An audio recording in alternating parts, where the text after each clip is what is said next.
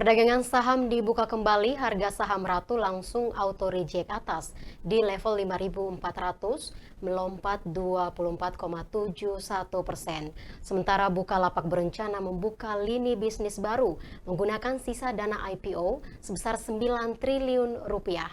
Informasi selengkapnya dalam sekilas kabar berikut ini. Mengutip keterbukaan informasi Bursa Efek Indonesia, Direktur Utama Bukalapak, Willix Halim mengungkapkan rencana perseroan untuk membuka lini bisnis baru pada tahun ini dengan alokasi penggunaan sisa dana IPO senilai lebih dari 9 triliun rupiah. Willix menjelaskan pengembangan lini bisnis baru itu akan membawa pengaruh positif terhadap kondisi keuangan perseroan. Langkah strategis emiten yang berkode saham BUKA pada tahun 2025 dilaporkan untuk memaksimalkan penggunaan arus kas untuk mendapatkan keuntungan arus kas yang lebih baik dengan fokus kepada 4 pilar bisnisnya. Keempat pilar bisnis tersebut diantaranya bisnis retail, mitra Bukalapak, gaming, dan investasi. Lebih jauh, Willix juga menyebutkan bahwa Bukalapak akan terus mengalokasikan sisa dana IPO di instrumen keuangan seperti obligasi pemerintah yang dinilai akan menguntungkan arus kas lebih baik serta memiliki resiko rendah.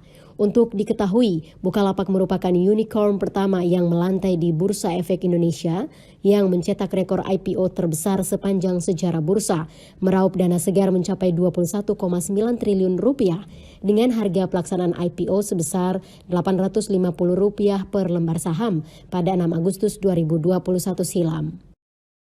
PT Bursa Efek Indonesia mengumumkan bahwa suspensi atas perdagangan saham PT Raharja Energi Cepu Tbk dengan kode saham Ratu di pasar reguler dan pasar tunai telah dibuka kembali mulai sesi 1 tanggal 17 Januari 2025.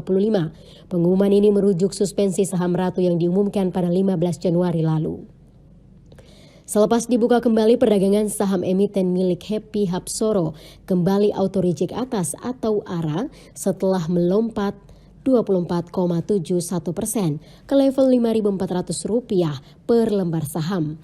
Berdasar data bursa, volume saham yang diperdagangkan mencapai 16,24 juta lembar dengan nilai transaksi mencapai 87,69 miliar rupiah dan kapitalisasi pasar tercatat 14,66 triliun rupiah.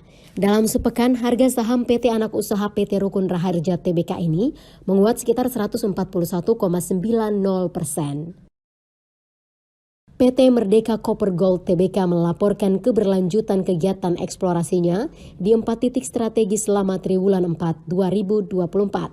Seperti dikutip dari keterbukaan informasi Bursa Efek Indonesia, keempat lokasi strategis itu meliputi 7 bukit dan Damai Suksesindo di Jawa Timur, Pulau Wetar di Maluku Barat Daya, serta Pani di Gorontalo menggunakan alokasi anggaran sebesar 144,95 miliar atau setara dengan 9,15 juta dolar Amerika.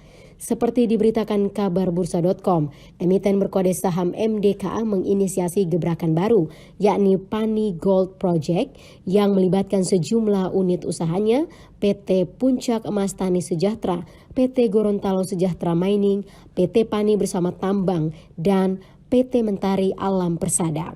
Berlokasi di Desa Hulawa, Kecamatan Buntulia, Kabupaten Pohuwato, Provinsi Gorontalo.